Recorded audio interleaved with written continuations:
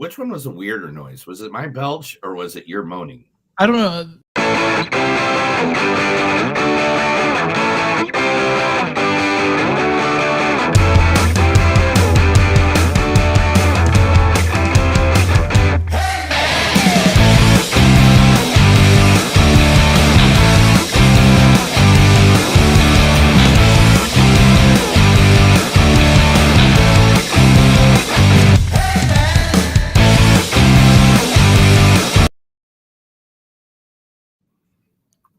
So I do want to mention the new background I have going on. Guys, you don't know this, but my basement flooded. So we had to... Oh, yeah. Let's tell them the truth. All right. So Chris is like an experimental scientist. And right. One day he decided that he was going to try to figure out how to freeze a body using liquid nitrogen. So maybe he could awake it in like 10 years. But it exploded and it popped out his water pressure, his water heater, which is right next to his sub pump, broke it all down. It flooded up, filled everything with poop water, and he had to swim out of poop water while poop water was going down his throat. It was weird. Well, it's actually gray water, so it's not as bad as poop water, but it's still pretty bad. It's still bad. So we had a plumber come out, and he came out and he flushed through the line. We found out we have a... I don't want to talk about that yet because I don't want to insurance people listen to this. But what I will say is that the guy came by today to do a bit more extra work. He goes, all right, you just can sign this and I'll get out your hair. And the other to me is like, well, her hair. And I was like, this motherfucker just made a ball joke to me. And I was like, he made a ball joke to you. What a dick. I know. I was like, what an asshole! You're paying him money, and he's like, "Oh, let's go for the deep dive." Yeah, he had man. I was like, I shouldn't be fun of his tribal tattoo if I wasn't making fun of anything, but I got a tribal tattoo. To be honest, if I had enough money to get full arm sleeves, I would. And the first thing I would do is cover that fucking tribal tattoo. I forgot you had one. Yeah, you do have one, don't you? Yeah. It's like it was my first one. It was like 18. Yep, that one right there. Okay, yeah. You need to cover it up with whatever. I don't know what I'd cover up with, but I'll find something. It'd probably be like a moon night sky something, to make it so it'd be easy for them. At the time you were 18, the tribal tattoos were the shit at that time. No. Okay, I did not want the tribal tattoo. I wanted the bat symbol. Okay. And my friends talked me out of the bat symbol because they said that'd be dumb and nerdy. And then the next year, I got Joker on this arm. So what I wanted was bat symbol on this arm and Joker on this arm because then it'd be my conscience. Get it?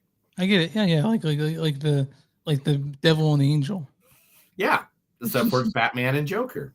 Makes better sense. I think so. Yeah. Right. Yeah. So yeah. So anytime I'm not a millionaire, I'm more the Joker. Okay. Yeah, fair enough. All right. So let's see. What do we got to do today? All right. So we got 2 movies, right? 1 movie, 2 movie. All right. What's this here? Let me look at that. Okay. No, I don't need to know how to fix a battery in a truck. Okay. All right. Oh my God. They just released new set images of Masters of the Universe. Did you just? I haven't yet because I haven't seen them. I have to see them first. Are they any good? I mean, if they, you can say they said, "Oh, here's a set image," and then all it is, "Oh my God, it's the Eternia." Oh, now I just Zodiac is not a movie. Yeah, definitely.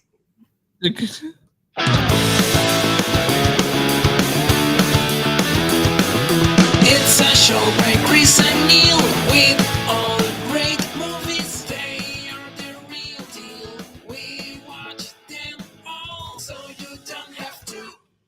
It's movies that don't suck and some that do. Ladies and gentlemen, boys and girls, listeners of all ages, welcome to the Pink Pony Club. I'm gonna keep dancing to. It's not pink over here, though, so. Oh, okay. So, to movies don't suck, it's something to do. My name's Neil. And I'm Chris. And today we're going to review two movies. One VOD, one at the theater that you can go see for your happy selves. Both kind of action-y movies. Action. Yeah, I would say so. Yeah, I would say that. Yeah. Yeah. Well, I guess the first one's more like a horror thriller, psycho Yeah. thriller. Yeah, I mean, yeah, but yeah, it's hard to explain. All right, the first movie is called Cars. I thought it was called something else. Oh, it's called Locked. It's called Locked. it's called Locked. Starring the one and only the guy who's at this point, I think. Well, we'll talk about it later. Mr. It himself, Bill Skarsgård. Leave there your conveniences. Set out the deed and sit. Or do you not wish to wait till morning? I wish you to do as I request. Yes. Of course, sir. Lord. Pardon me, sir. Your lord. I will be addressed as the honor of my blood demands it. Yes. My lord. From Neil? Nosferatu. Good That's job. easy. Come on. I still have you a hat around here somewhere. Then on top of that, the only other actor in this entire movie. Well, there's a few others, but this one only. There's a few other, but let's be honest, 98% of this movie is just these two guys. The other one being one of the greatest evil guys in the entire world. He's started his career at the age of 55 playing Hannibal Lecter, Mr. Anthony Hopkins.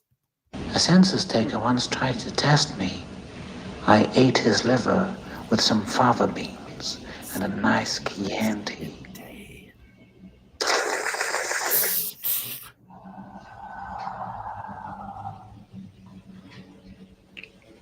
You fly back to school now, little Starling. Fly.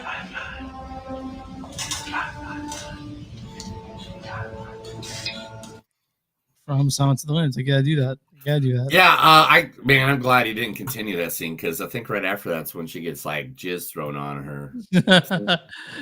Didn't show that on the YouTube video, so Yeah. The next part's when she's like walking down and he yells, come back or whatever, or Clarice, come here if you need to know whatever. I can't remember what he says, but yeah. But those are the two major people that play in the movie Locked, which is on VOD. We and Chris have watched it, and it's produced by a good old Sam Raimi. Yeah. So you know that guy. Yeah, I think I've heard of him. Have you guys heard of fucking Spider-Man 1, 2, and 3? Or Evil Dead 1, 2, and 3? Yeah, or 3 is Evil Army of Darkness, right? Yeah, it's still Evil Dead. Okay. All right. Yeah, he's done a bunch of stuff. He's a nerd king. It's Sam Raimi. Sam Raimi. Anyway, second this week is the number 1. Okay, number 2, because what beat it this week is not a new movie. We'll talk about that later during the news segment. But the number 1 movie at the box office this week, The Accountant 2, first starring the one, the only, you know him as the best Batman out there, Ben Affleck. But every day I come by your house and I pick you up. And we go out, we have a few drinks and a few laughs, and it's great. You know what the best part of my day is? For about 10 seconds from when I pull up to the curb and when I get to your door. Because I think maybe I'll get up there and I'll knock on the door and you won't be there. No goodbye, no see you later, no nothing. Just left. I don't know much, but I know that. Pretty good scene from Good Will Hunting. Dogma. Yeah, Dogma is a great movie. Dogma is one of my favorite movies of Ben Affleck. Yeah, sorry. What movie did Ben Affleck star in where he was known for sleeping with girls in uncomfortable places? All of them? No. You mean like the backseat of a Volkswagen? Tell me what movie that is, Neil. That's Mallrats. I tried to find a clip for one Mallrats where he talked for more than 4 seconds at a time, but it's hard to find. So yeah, and Mallrats is he doesn't talk a lot. Mallrats, Dogma would be the only Kevin Smith movie. I should have gone with that one. Fuck. All right. All right. Also in this movie, Punisher himself, Mr. John Bernthal. I'm smack dab in the middle of my right goddamn mind, and any scumbag, any lowlife, any maggot piece of shit that I put down, I did it because I liked it. Hell, I loved it. I'm sitting here, I'm just itching. I'm itching to do it again. And you think what? You think you're gonna send me to a nut house? Some doctor, they're gonna get me to stop from doing what I want to do? Well, that ain't happening. Not on my watch. You people, you call me the Punisher, ain't that right? The big bad Punisher. Here I am. You want to hear me? The witness. I am the Punisher. I'm right here. You want it? I'll give it to you. There we go. My favorite thing is that is obviously from when he plays the Punisher in the original Daredevil series. Yeah. In the new Daredevil series, Born Again on Disney right now, he plays the Punisher again. And when he sees that cops are wearing his symbol, he literally makes fun of them because he kills cops and corrupt cops. That's literally his thing. And he goes, you guys are idiots for thinking anything other than that. So if you see a cop with the Punisher symbol on their vehicle or that blue or white stuff like that, you call them an idiot for not knowing what the hell they're talking about. But it always works. It gets you right out of that speeding ticket. Yeah. Hey, fucking idiot. Yeah. Yeah. Fucking pig. Anyway, Cynthia Adia Robinson. The faithful believe that when the petals of the white The faithful believe that when the petals of the white tree fall, 'tis no idle thing. The very tears of the Valar themselves, a living reminder that their eyes and their judgment are ever upon us. From War of the Rings: Ring of Power. Oh, I haven't seen Rings of Power yet. Isn't it good? I haven't either. No, I haven't seen Rings of Power. It's in my queue to watch, but then I have so much shit, dude. So much shit to watch. I know. I want to watch that. I did finally finish Daredevil. I finally finished. What's your thoughts on it? I like Daredevil Born Again. I mean, is it as good as the old Daredevil though?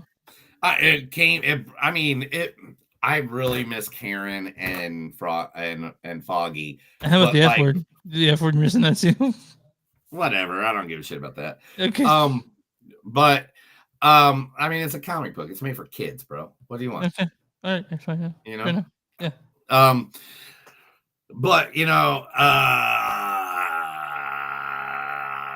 I can't remember what I was going to say. J.K. Simmons. I'm upset. Say it so the whole band can hear you. I'm upset. Louder! I'm upset. Louder! I'm upset. You are a worthless, friendless, faggot-lipped little piece of shit whose mommy left daddy when she figured out he wasn't Eugene O'Neill, and who is now weeping and slobbering all over my drum set like a fucking 9-year-old girl. So for the final father-fucking time, say it louder! I'm upset. And I was upset after watching the movie because of how awful J.K. Simmons was. It's a great movie though. He's just such a piece of shit. He is one of the greatest actors. Yeah, ever. yeah. I love anything he's in. And then Daniela. Yeah. Pinda, Panada, something like that. Yeah. All right, let's go with that. I can't take the bullet out without a transfusion from another animal. Which one of you knows how to find a vein? Oh, I did a blood drive for the Red Cross. Great. Okay. Franklin, take over for Glenn. No. Franklin, now. All of the animals should be sedated. Look for any kind of tetanura. Their blood type should be close enough. Look for carnivores with 2 or 3 fingers, no more than 3. I think there's one on board. So, Neil, I don't expect you to know that, but it's only Is that Jurassic Park? Which one? That is Fallen Kingdom. Damn, dude, you're good. Yes. Yeah. You know why, Chris? Why? Because I hang out at the Pink Pony Club. Okay. That's how you know. Okay, well, I should probably give her a detail, right? Yeah, you should tell them, Chris. Where can they find us? You can find us online at movies.net. We're at facebook.com/movies.podcast. We're at w2mnet.com. It's W2M is movies.net. You'll find us there on much of the podcast. We're on Patreon. I'm sorry. We're on Instagram at MDS Podcast. We're on Blue Sky, Movies Don't Suck Podcast. We're on Patreon.com/Movies Don't Suck. You guys want shirts? Neil's not wearing it one day, but if you guys want a shirt with their name on it, go to Blackwood Dash Productions at tpublic.com. You'll find it there. Also, search Movies Don't Suck and something new on Bonfire. You'll find more shirts with stuff on there. And anywhere you find podcasts, find Movies Don't Suck and something new. If you guys want a sticker, they're downstairs. But yeah, I have plenty of them. So I don't have money, but they're downstairs, ready for me to send to you for fucking free. So, Neil, do we have a sponsor today? Yeah, dude. You know what today is? It's May Day. It's May Day. Uh-huh. You know it's coming up this weekend. It's the Star Wars Day. You know it's after Star Wars Day. Cinco de Mayo. Cinco de Mayo. Elote Cafe, home of the Elote champion. And do you know who the Elote champion is? Lunchador. Lunchador! Woo! My favorite pro wrestler. But this weekend, starting Saturday at noon, there will be a 3-day festivity. Festivity starts off at 12 p.m. Lucha Libre Wrestling's from 5 to 7 and 8 to 10. There is Chumba Dancing Party with Heather Vansella. Cumbia. That's why I said Cumbia. Gosh, why do you keep messing me up, man? Late night dance party, midnight DJs, music all night, a kids zone with games and activities, margaritas, food, tacos, and full elote menu. Then on Sunday, it is 12 to 9. Festivities open at 12 p.m. with a corn cob derby, a Lucha Libre Wrestling from 1 to 5, where the great Lunchador will defend his Elote championship. Kids zone. What's his intro music? What? What's his intro music? I have it and I can send it to you. Okay, well, next time we have him feature on there, I won't be able to play it while you're doing this. All right, I will be more than happy to. I have his entrance music because I steal that shit from him. But yes, this is what it looks like downtown. Look at that fun time. Like literally, these people have a great time. And you know what else they do there, man? What's that? Every second to third Saturday is drag brunch there. Nice. Then every Sunday usually is drag bingo. Oh yeah. Over at Elote's as well. I'm talking, these people are just right up your alley for the cool people. Look at that. Elote! But I mean, look at the fun. Look at that downtown. This is the Elote itself. Look at that. Yeah, out there's some more of the Elote wrestling in downtown Tulsa, which goes on all weekend long. That is Puffy Tacos. They are literally parachuting tacos into the crowd. Free tacos. And Neil's all about that. I'm about free tacos too. That's the corn cob derby. That's what the little corn cob derby things are. Oh, there's some of the drag queens from the drag queen brunch.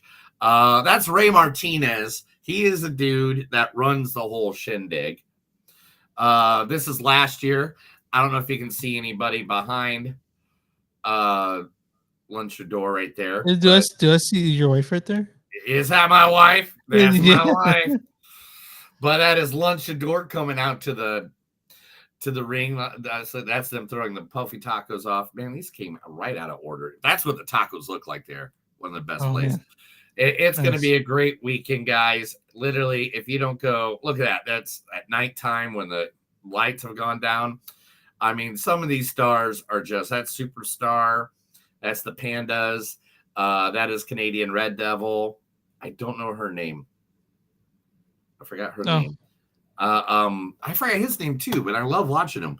But of course, there's Ray Martinez as well. But don't forget always the Elote champion, Lunchador. So you see that interesting you guys start playing it, but I don't have it. So. Yeah, I know. I'll get you the. Okay. I got it somewhere on my But anyway, everybody, if you have the opportunity, if you're in the Tulsa area, go to downtown, down to Elote Cafe. That is the place that is going to be the wonderful, the amazing, also known as Cinco de Mayo with Lunchador and everybody. I'll be there at least 3 different times this weekend.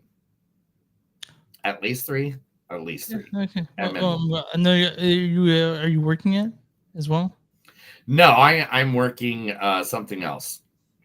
Okay, you can't talk about that because. Yeah, I'm working for the radio all weekend long. I'm the radio all weekend long. Let's see. Can you hear this? Can I get an order up? What's good? There we go.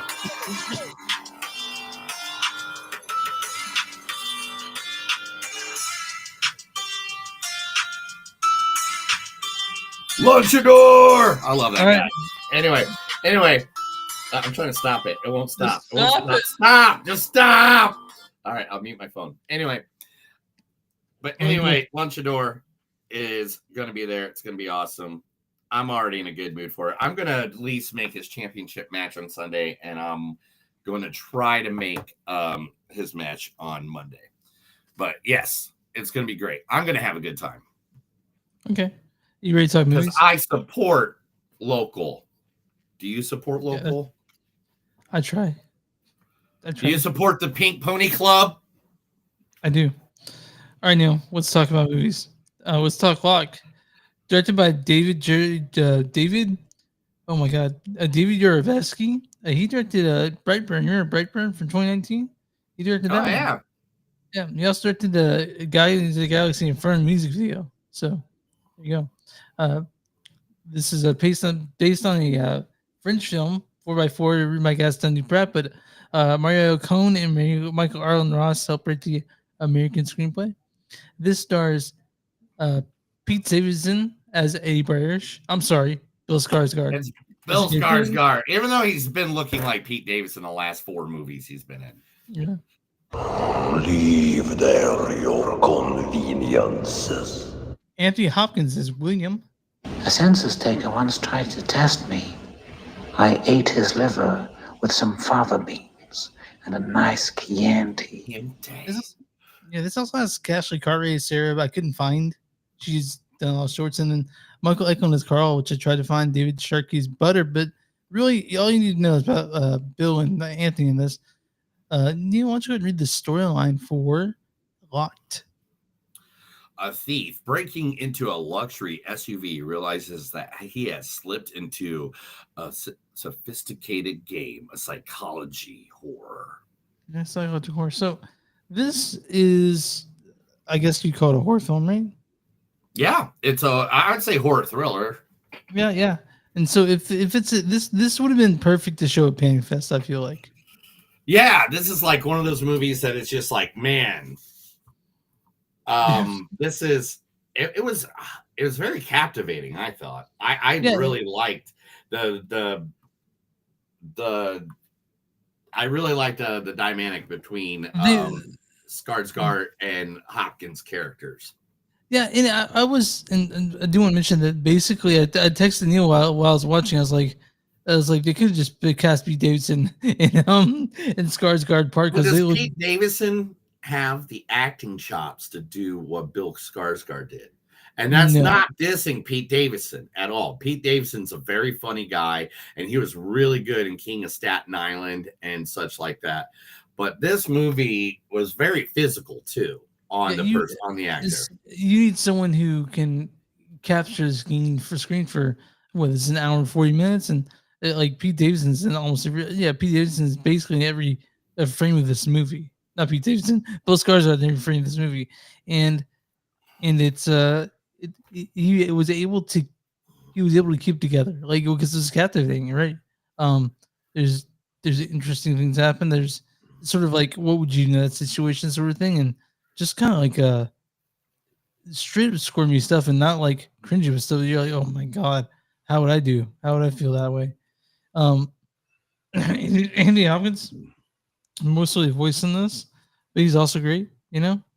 And it was great. Like he his voice was perfect for it. It's like having James Earl Jones do something, or like having, like another great voice actor taking the part in the movie. It is literally, it just, as soon as you hear him talking, you're like, oh yeah, you are creepy and cynical. And the thing is, Bill Skarsgård had was so like, it's kind of the guy that you're like, oh man, that guy's kind of a scumbag.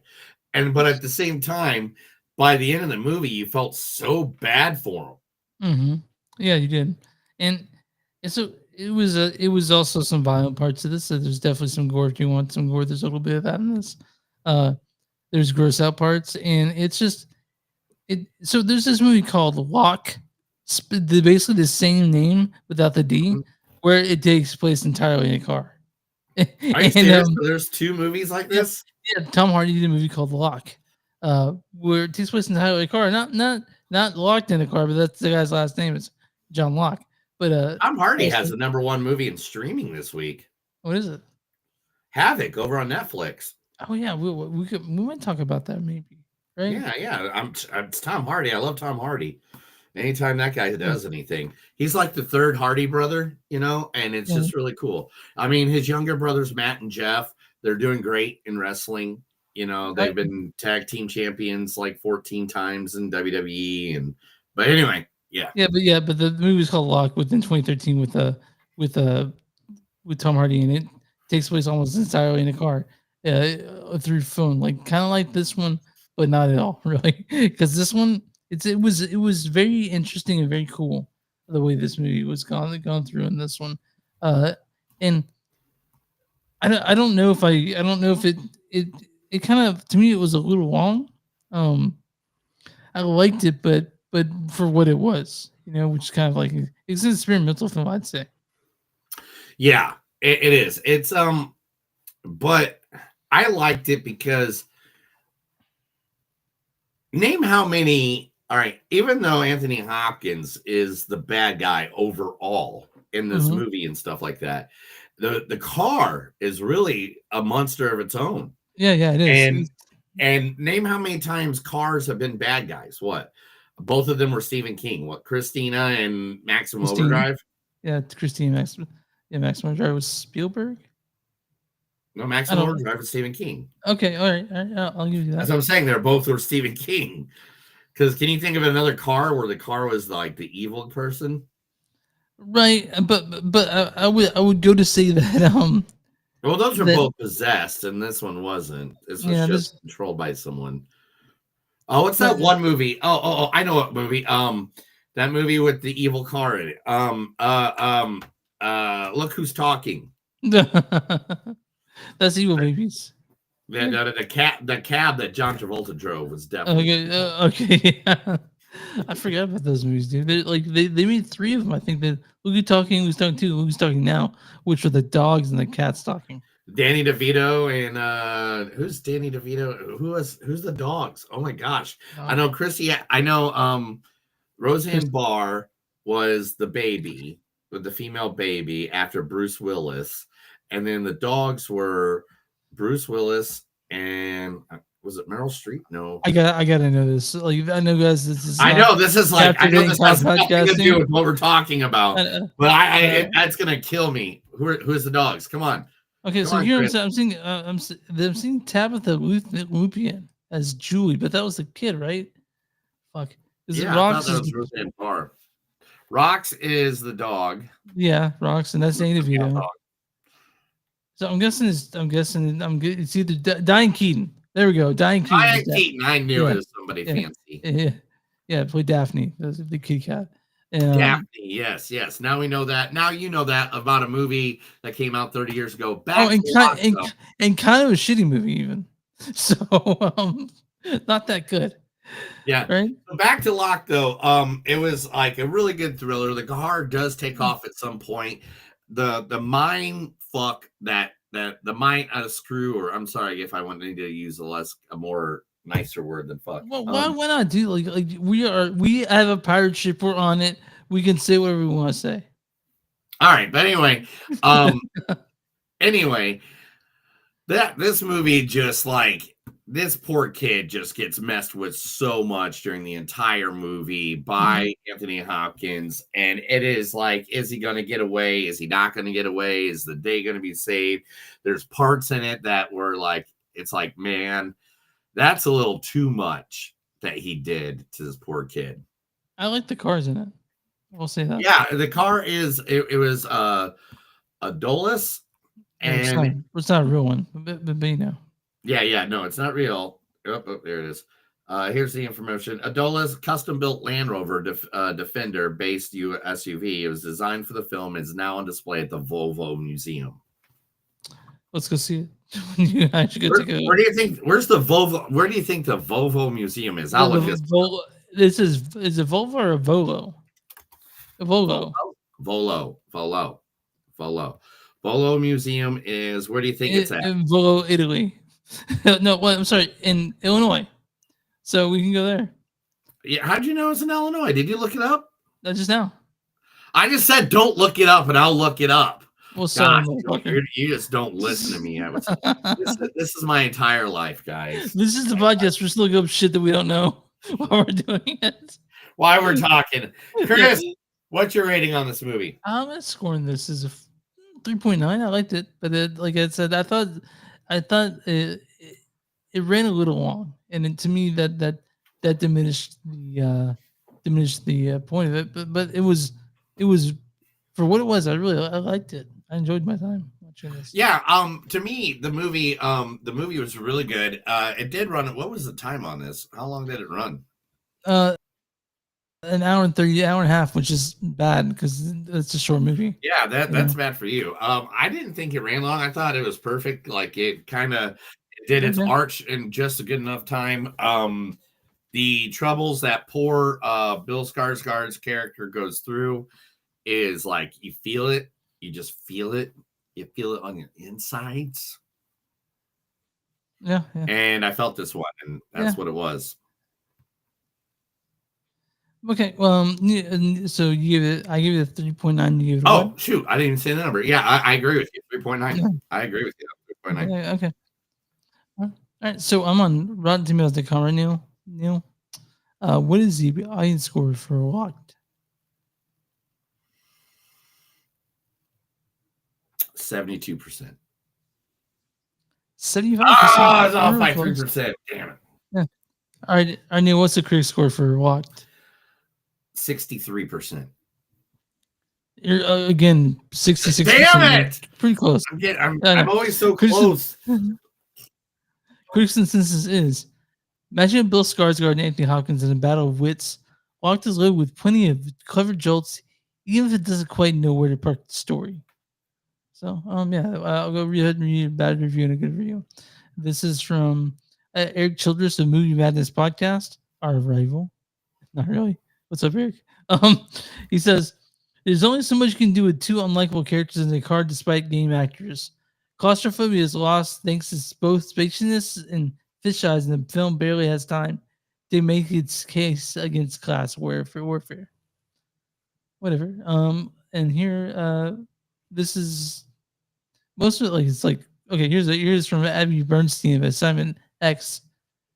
She says Hopkins is sure and perfectly cast as a erudite sadist who is bribed with almost every eventually.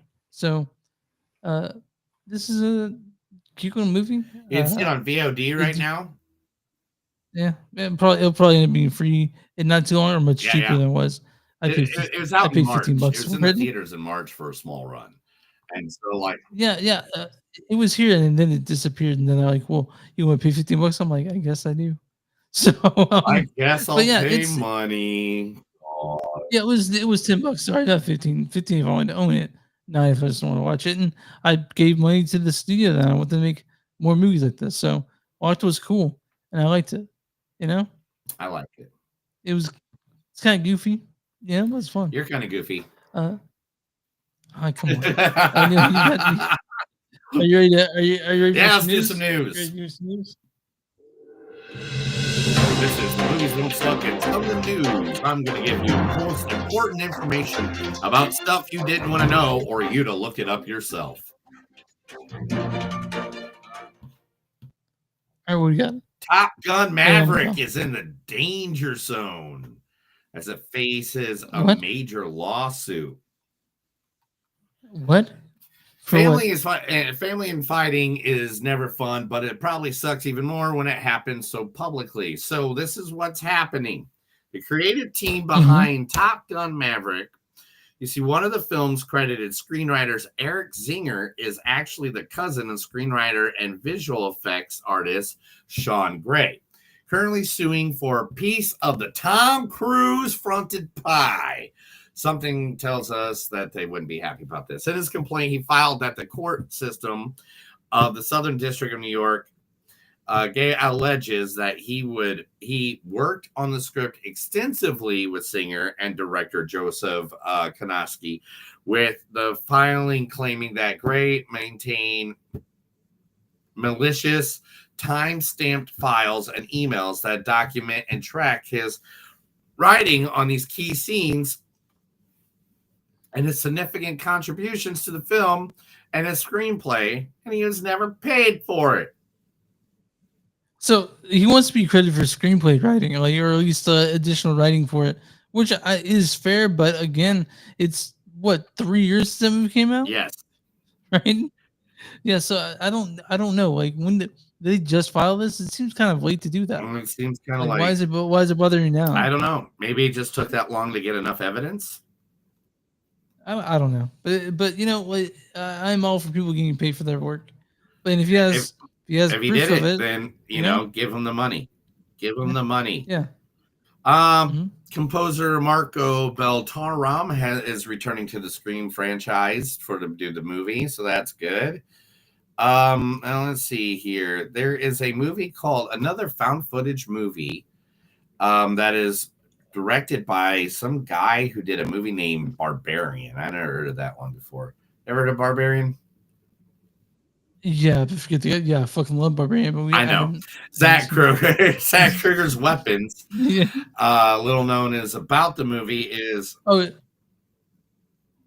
want to mention that Zach used to be part of the Ways Kid You Know. But so part of the creative process of releasing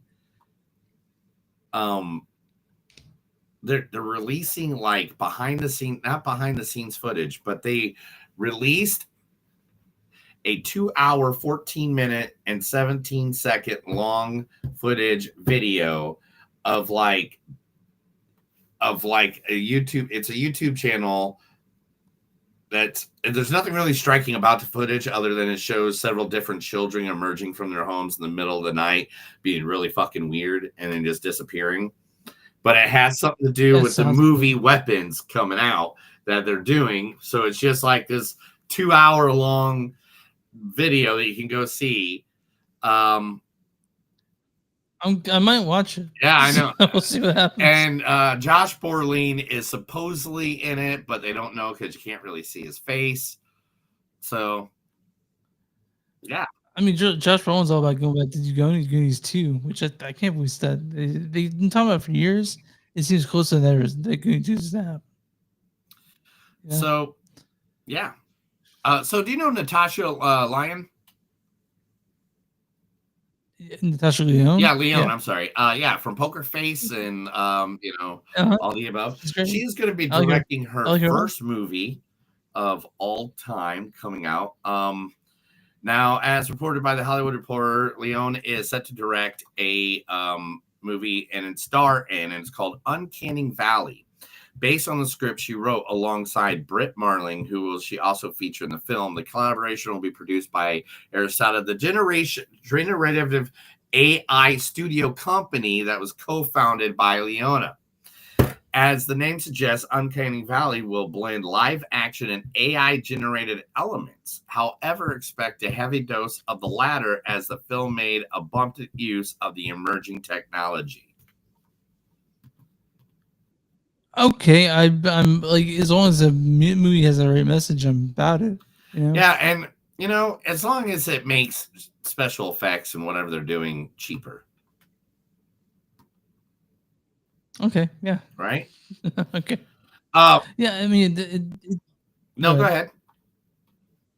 I guess it depends. Like if it's making a statement about AI, I can see them doing it. But again, I want actors and people who are artists to have work and not be replaced by a machine.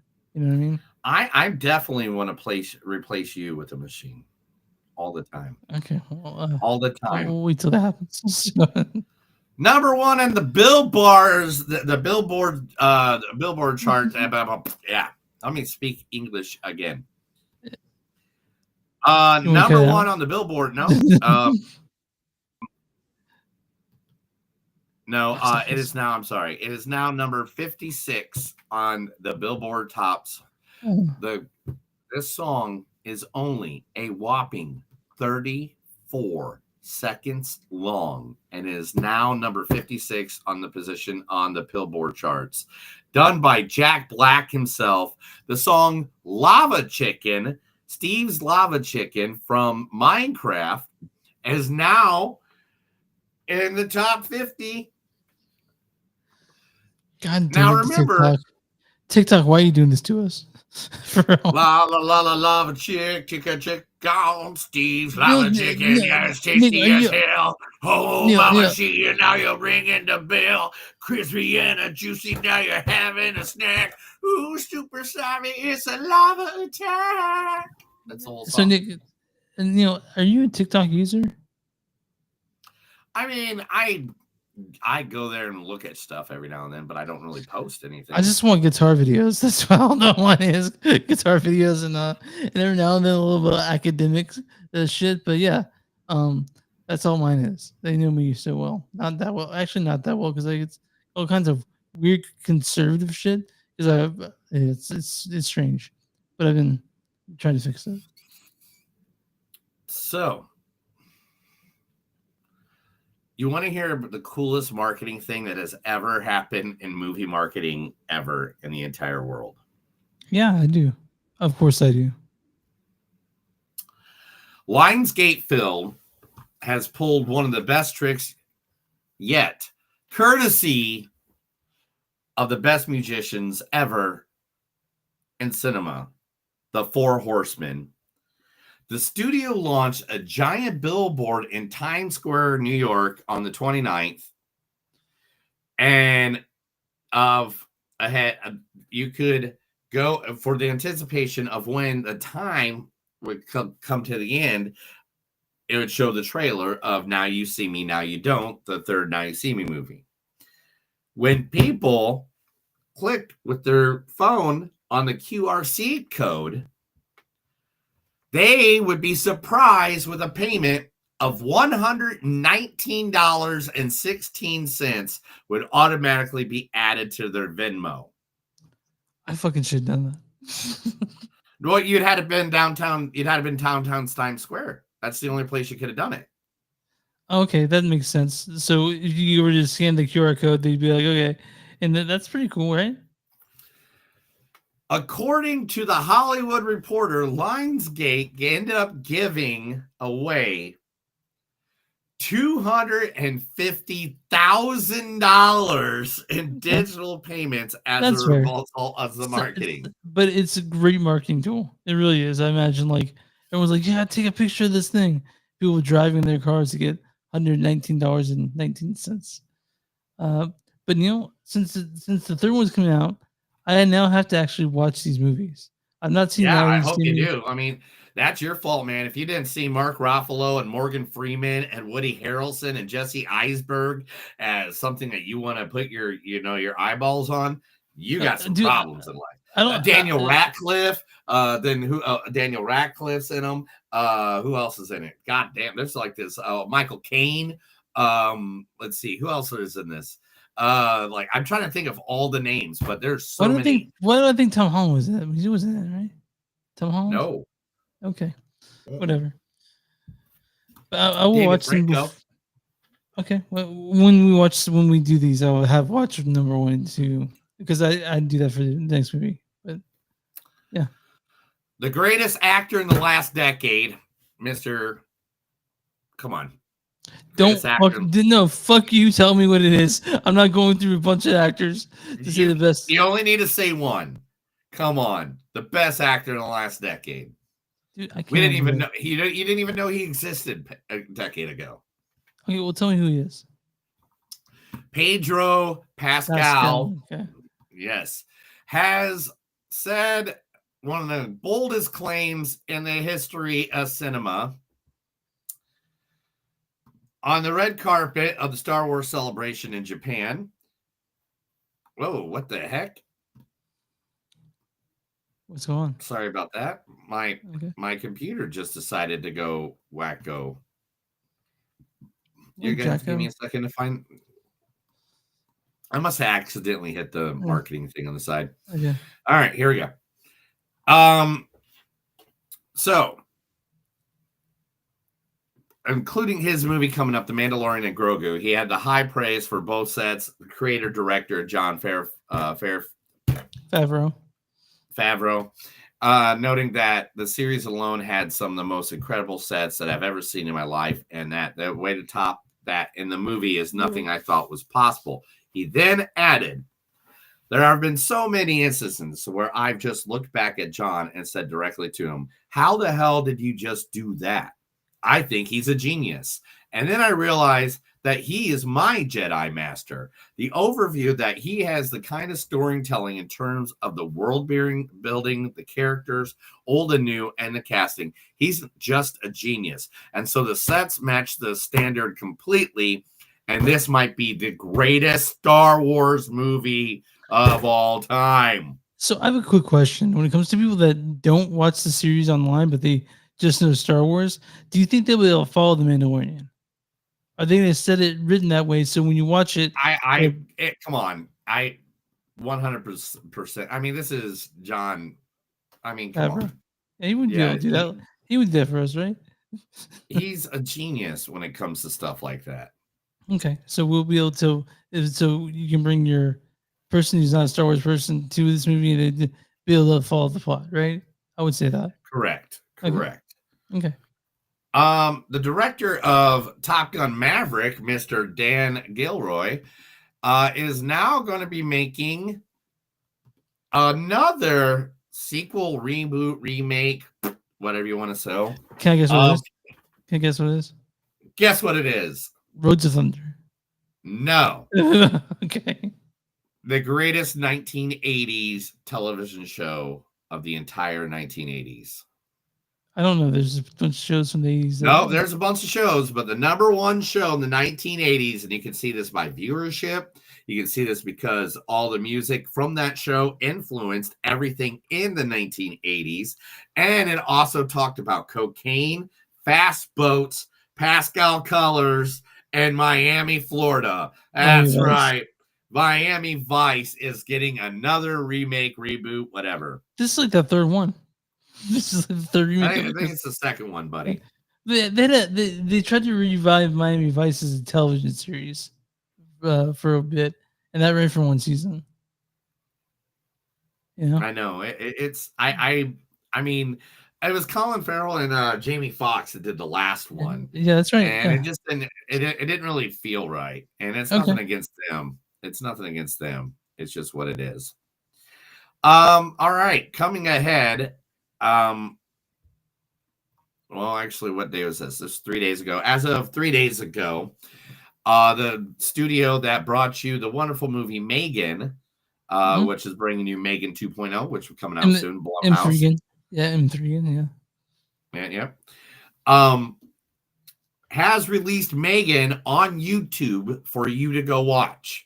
You can go watch the original Megan without going to a streaming network. You can go watch it right now on YouTube, so you can catch up before Megan 2.0 come out. So Megan's a really interesting thing because it was originally written to be like a hard R film, like horror film, but it got so much play on like TikTok that they retold it to be kind of a comedy, PG-13.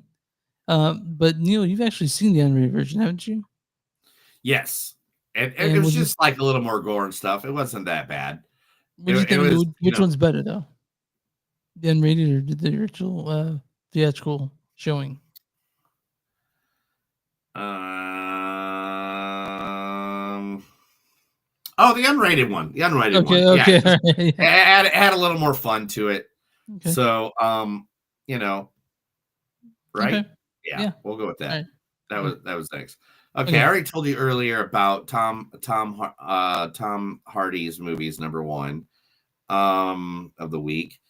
Beetlejuice is going to be streaming on Netflix, even though they don't really own it. They're just buying the rights of it for a couple of weeks till right before Wednesday comes out.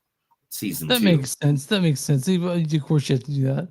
And have you watched it again yet, or is you just don't watch it? I will watch whatever. Yeah. I'm big on all that. Robert Rodriguez was recently in an interview, and he hasn't said exactly where they're at, but he says the Adelita Battle Angel 2 set is built on his set campus, and the production is going, but he didn't say where they're at anywhere in it. I know you guys like Adelita Battle Angel. I'm not the biggest fan of it, but I know you're a big fan, so I'm excited for you. Well, you're not a big fan of anything that's good, so it's fine. I'm just kidding you. All right. Let's see. Sinners has now got a bigger push at the box office now, because one of the biggest legends in the movie industry has said it is the greatest movie in the last 5 years. And that push is coming from none other than Tom Cruise. Okay. I mean, I think there are other bigger names that would bring more people to, but I fucking love Sinners. I've said it's my best movie I've seen in the last 5 years. Probably one of the few movies that tweeted about it and even said, "Congratulations to Ryan, Michael, and the entire cast and crew. This is a must-see movie. You must see it in the cinema, and you must stay through the end credits." So it's getting a re-release, 70mm IMAX re-release. So yes, I know. I might go see it. I might drag Leo along with me. Yeah. Why not? Alien Romulus, which was a good movie that me and Chris, Romulus, me and Chris really, really loved. They're, of course, working more on doing another set for that. Mm-hmm. But it seems the next project after that is another Alien versus Predator with the same people that did Alien Romulus. So they're gonna do it right, I imagine, right? Like they're gonna make a good one. They have to. They've only done it like 2 other times. They got like third time's a charm. Is that the word? Yeah. Oh, sorry. Hey guys, do you like? No, that's okay. Don't worry, guys. They all know we own dogs. Hey guys, do you want to throw popcorn? Do you want to throw a chicken in the crowd? Do you want to get crazy at the movie theater? That's awesome, because now you can. There are now special showings of the Minecraft movie called the Block Party Screenings, where you are allowed to talk. People aren't allowed to shush you. You're allowed to be loud, boisterous, and crazy as you want. Starting Friday, May 2nd, there'll be select theaters across the entire markets called the Block Party Markets. Let me get these dogs in here. They're whining in here. I don't know what's going on out there. Hold on 1 second. Hold on, everybody. I know Chris is taking forever. He's touching his no-nos.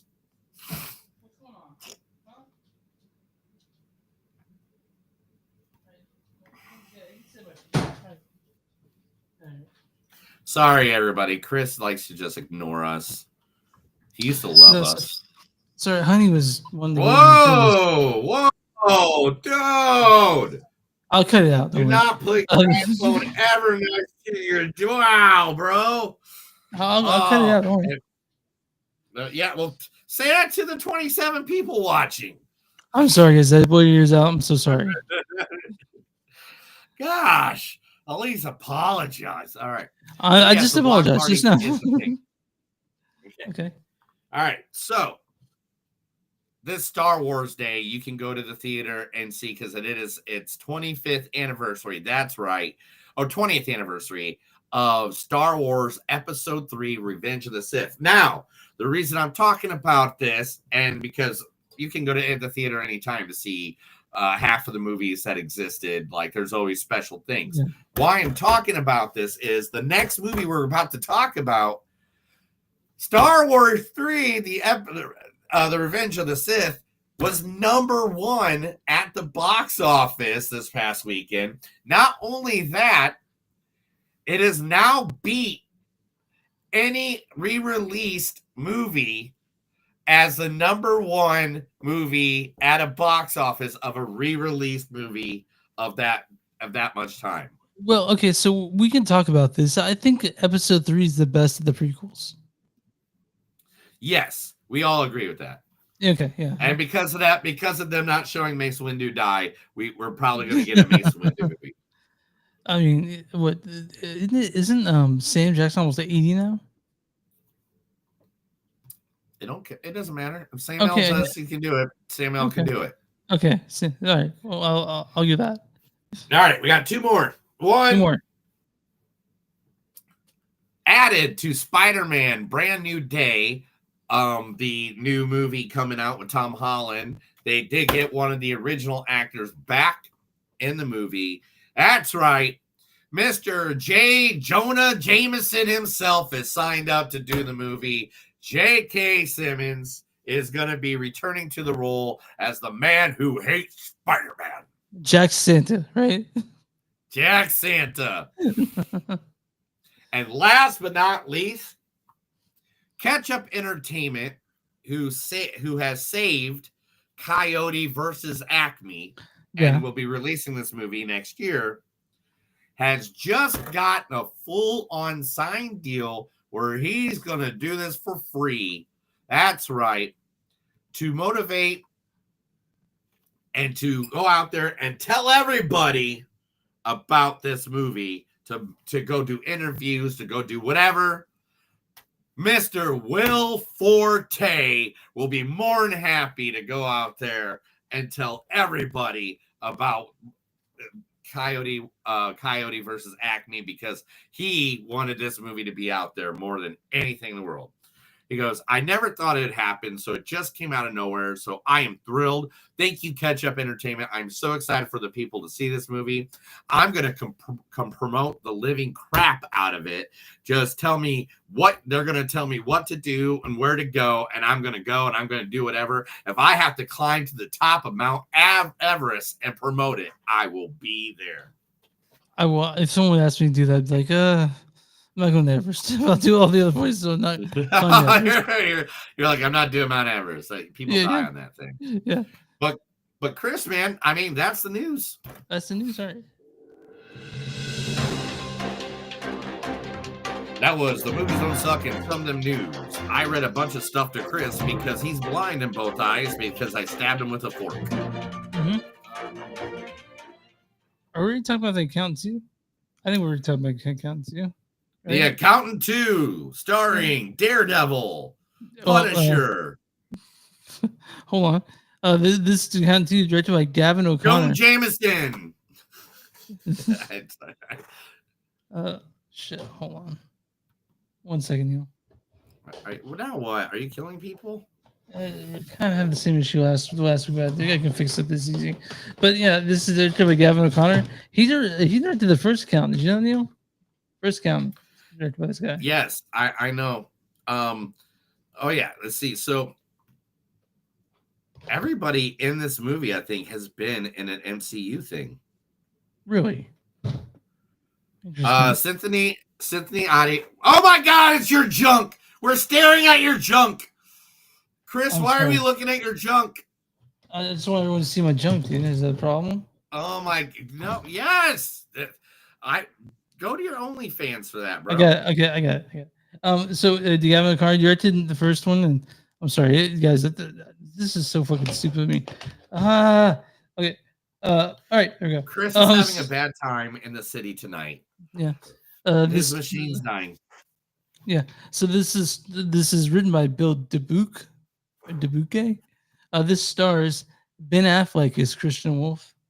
I'm smack dab in the middle of my right gut. That's not Ben Affleck. That's John Berthel. But hey, good try. Yeah. This is Ben Affleck. Every day I come by your house and I pick you up. When we go out, we have a few drinks and a few laughs, and it's great. And then John Bernthal as Braxton. I'm smack dab in the middle of my right goddamn mind. And also, Cynthia Day Robinson is in this.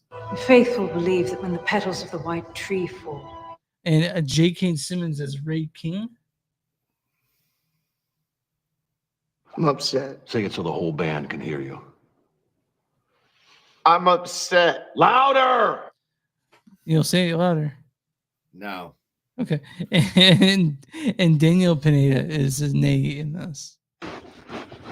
Watch out. I can't. That's good. And he wants to go to the swim for the account too. You there?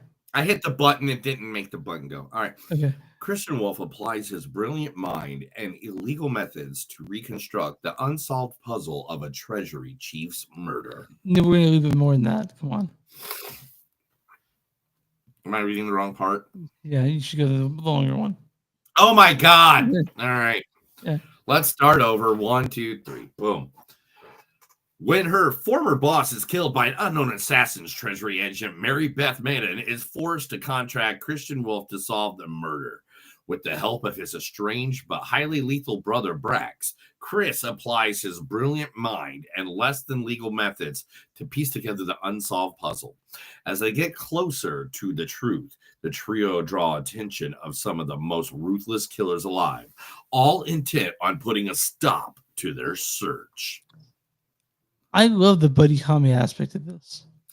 Oh my God, Chris. All right. You're right. Let me talk. Let me start this off. Okay. One of the things I hate more than anything in the world is a packed theater. Even though I know I want theaters to be packed, I don't like people everywhere all the time. Crowding on you. Crowding you. Yeah. I don't like crowding on me. And so I happened to find one seat in this crowded theater that nobody was near me, and that was cool. But I would not want to see this movie any other way but with a full theater, because this movie laughs. Oh, what? Like, really? Like, people were talking during this movie, not talking like, blah, blah, blah, blah, blah, but talking like, oh, I can't believe that shit just happened. Yeah. That's crazy. What? Like, it was nuts. This movie, it's a lot of fun. It's a really fun movie. This is like a perfect action movie. Oh yeah, this is a perfect action movie. You get the smart guy, you get the deadly guy, you get the both of the characters. Since now we know this is going to be a trilogy, they get both characters like building like themselves throughout the movie. Becoming more characters and stuff. Now, originally, when this was said to be a sequel, this was not going to be a sequel. What it was all going to be was it was going to be a television series. Okay. And the thing is, I kind of want that series now. If it's all like this, then yeah. Yeah, because like the chummy buddyship between Ben Affleck's Kristen character and John Bertnell's Braxton character, the relationship between the two of them, like without spoiling anything, there's this one scene where they're at a bar, and it is a cowboy bar, and that whole scene, there's a line in them like that Ben Affleck says, well, I'm not going to say exactly what's going on, but Ben Affleck goes, all right. Well, my brother was bored anyway, so this will give him something to do. And I was just like, oh, that's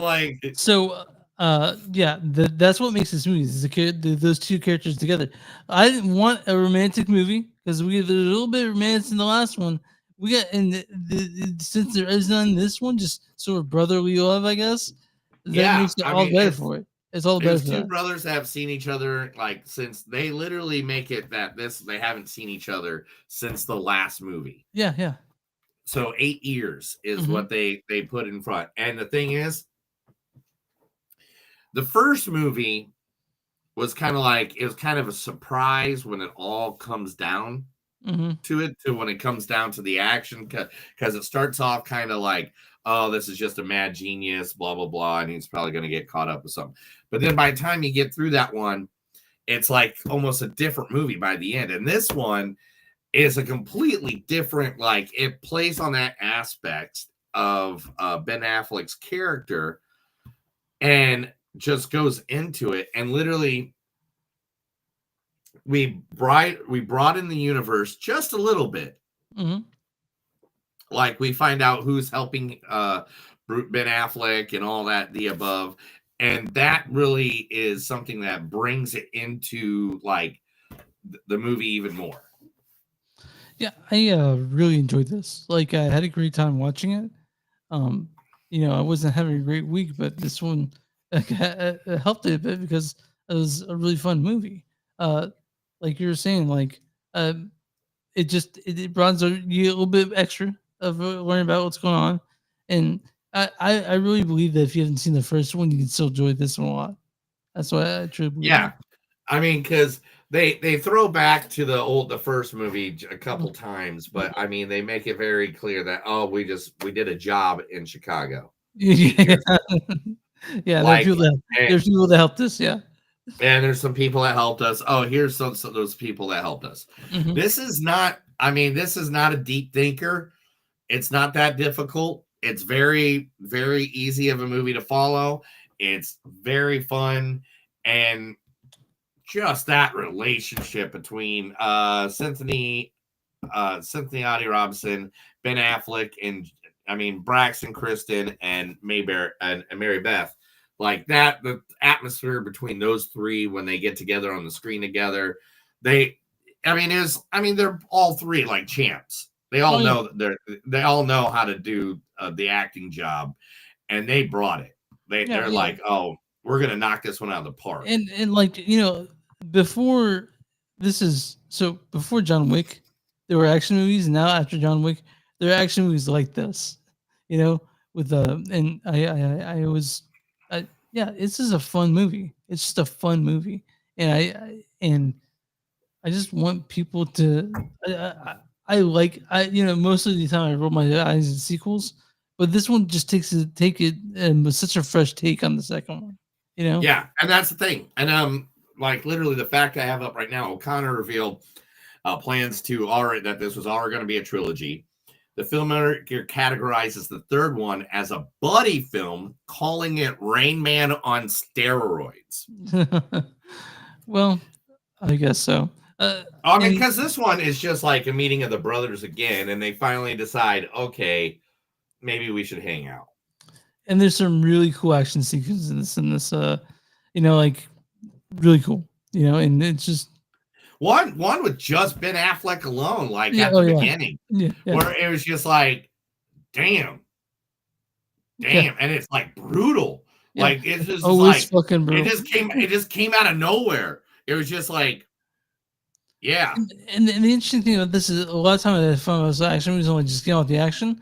I was engaged by the talk in this, like it's not Pulp Fiction, but I was engaged with the dialogue that I was in Pulp Fiction. It's dialogue, the way they spoke to each other, the way the information was exchanged back and forth, and John Bernthald's character is so fucking likable, yeah. And I love that part where there's a part in it where Ben Affleck's like, what's the best way to make this noise? Oh yeah. And the lady just looks at him like, "What are you doing?" "Well, I'm waiting for you to be done so I can do what I do." And it's just like, he told you to just get the fuck out so he can do what he can do. And it was a great time. Like, this is like if someone's like, do you want me to watch The Accountant or do you want me to watch The Accountant 2? I'd be like, I'd want you to watch Accountant 2. I think it's a better one. I think it's a better movie. Yeah. And I again love the fact that Anna Kendrick was not in this movie. Like, and nothing against Anna Kendrick. I love Anna Kendrick, and she's good in the right movie, like in Mr. Right with Sam Rockwell. That knocked it out of the park in that one. And that one, I just didn't see that I wanted to see a love interest with Ben Affleck's character. So like it kind of made it weird. Yeah. Because I was kind of like, I don't, she's kind of loving on him, like, and he's like he's in his 50s and she's like 20 something, you know. Yeah, like, and well, he's also autistic or whatever you want to call it, and so it kind of it just made it weird. It's kind of weird. Yeah, but have you watched Love on the Spectrum, by the way? Huh? Have you watched Love on the Spectrum on Netflix? No, I Love on the Spectrum. No, I haven't, dude. Yeah, no, dude. I can't. That's just, I just feel like they're exploiting. No. They're definitely not. I promise you. All right. Well, I'll give it a gander. Okay. All right. But anyway, yeah, but this was like one of those movies. Like The Accountant was really good. I love The Accountant, but they didn't need Anna Kendrick in this one. And plus, at the end of The Accountant, they even show that she wasn't part of what's going to happen next anyway. Yeah. So like, it's a movie that's been out 8 years. Am I allowed to? I don't know. I'm not going to spoil it because I want people to go watch these movies. Yeah. Accountant 2 is great. I would go watch it. If you could go watch it in the theater, they got the explosions. But the thing is, watching it with a crowd for the people going to be laughing at the same jokes you're laughing at, that was far none. That just made this movie 10 times better in my book. Because you can sit at home and you're going to give a little snicker. But we're on it when you start at a theater and the way that this movie progresses, there's enough laughs that you finally get after 2 or 3 laughs. So you're like, okay, we're going to be laughing this whole movie. We're just going to need to get over that. Yeah. So yeah, I guess it's your turn to give the score for this one. 4.2, man. I really like this one. I'm right there with you. This is so fun. This is just a fun, great action movie. It didn't ask a whole lot for you. It doesn't need you to bend your imagination like the car can go into outer space, or doesn't make it so like they're doing crazy kung fu news. And by any means, do I love movies that do that? Yes, I love that. But at the same time, this one keeps it realistic, keeps it pretty real. It's that, there's a few things they bend, but it's just enough that it's not too far-fetched out there on what they're bending out there. I had a blast watching it, really. Just like, this is just it was almost like comfort food. It felt like I would literally right now, if they released a 20-hour fucking series with Ben Affleck and Jon Bernthal as the two main people playing these two characters, I don't care if they're just at a Waffle House ordering waffles. I would watch it just because I know that banter back and forth would be great. And I pinpointed what I think we like this so much is it has heart. Yeah, it does. It does have heart. And me and Neil, big softies, we love the hearts in the movie. So Accountant 2. Neil, I'm on RottenTomatoes.com right now. What is the audience score for The Accountant 2?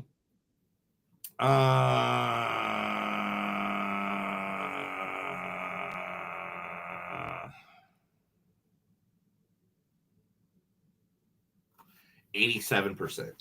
92%. Wow, I'm off by just a couple today. There's the audience says. Affleck and Bernthal made compelling leads in The Accountant 2, a violence-packed sequel that cruises enough humor and heart you can take to the bank. God, I hate that. I hate that fucking have fun. All right, Neil, what is the critic score for The Accountant 2? 82. Certified fresh, but sitting 6%.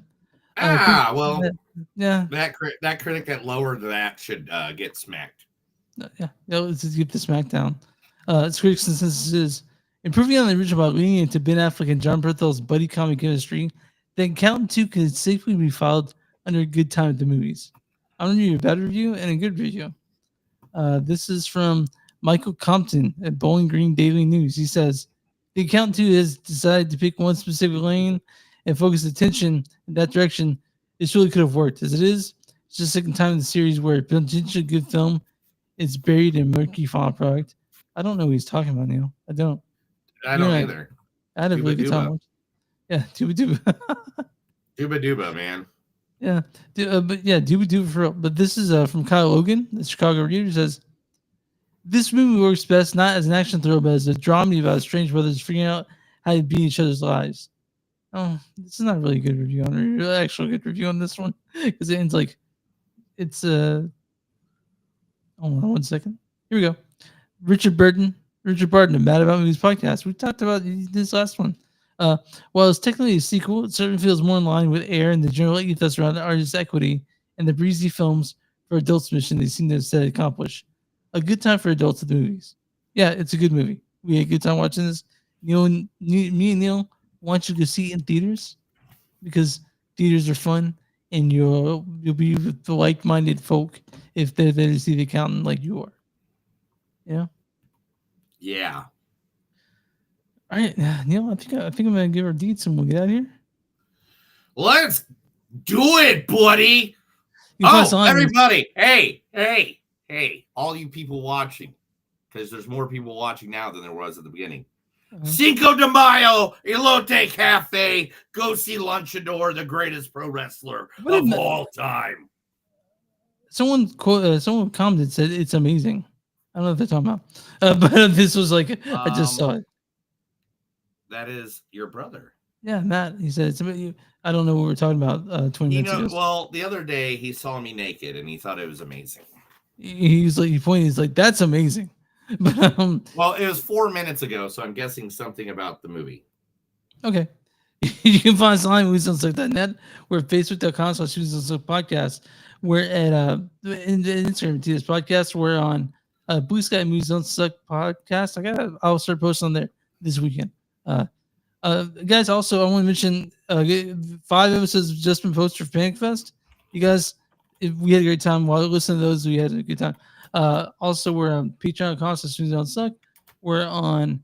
If you guys want a shirt, go to TeePublic. Search Blackwood Dash Productions. You'll find a shirt there. Also, if you want other shirts, go to Bonfires Movies Don't Suck and something new. I think some of those have our face on them. If you want our ugly mugs on their body. And anywhere you find podcasts, Movies Don't Suck and something new, Neil. What do we use for small businesses? If you got a small business, let us know. We're more than happy to advertise you right here. Just like the Pink Pony Club, we'll give you free advertisement right here because I love the Pink Pony Club. You owe me, see me dancing at the Pink Pony. Okay, but no, give us that information. We'll be more than happy to support you right here. Again, give you to our thousands of listeners, our millions of followers right here on Movies Don't Suck and Something to Do. I want you guys to know that Neil's new favorite song is Pink Pony Club. I heard him play it like 6 times when he was over. It's been for like the last 3 months, bro. It just makes me happy that the story about a lady that that leaves finds her place, the Midwest and then finds who she is. That just it hits me right at the heart, bro. Right at the heart. Okay. Well, let's That's another edition of Movies Don't Suck and Something to Do. My name is Neil. And I'm Chris. And remember, guys, no matter how hard you make in life, just take into account that sometimes you get locked in and locked out of the things that you don't need to be anywhere near. Have a good day. Yeah, guys. Thank all of you for watching us. The ones coming in and out, just like that night at the Pink Pony Club. Anyway. Keep on dancing now. All right. Anyway, you know what ticks me off right now is like when I'm on regular radio, and her other song, "The Giver," comes on. You don't like The Giver? Club. No, I love The Giver. It's a good song. I think you like Chaperone just in general, right? Yeah, I like Chaperone just in general, but The Giver's a great song too. But I always want to hear Pink Pony Club. I'm not done with it yet. It's like Gundam style. It'll take me another year to get over it. I think I like Hot to Go more than Pink Pony Club. Oh yeah, and also on top of that, it's like I know one song that I really like that I've been singing it for like a year and a half now. Is it? No, it's "Say His Name and He Appears." I believe in Joe Hendry. I think that's hey, look, you know the name, you know the fucking words, and you've never listened to that song once on your own. That's just true. I've never looked it up by myself. But so it works. It works for what he did. And you know what, Neil? I think that's our sign to get off because I got food waiting for me. Yeah, we got food. We got stuff to go. Thank you guys. Have a good night. Thank you for being part of the show. Probably be back next Thursday. It looks like that's what I got open. So yeah, next Thursday. Be good. See you guys. Love you guys. Take care of each other. Take care of each other. And remember, by the way, next week will be Thunderbolts. Neil is gonna have some shit to say. Oh, it has to be Thunderbolts. You know what? That right there. Havoc and Thunderbolts. Boom. Right there. It's done. Done. Tom Hardy and Thunderbolts. Bam. What do you need? What more do you need?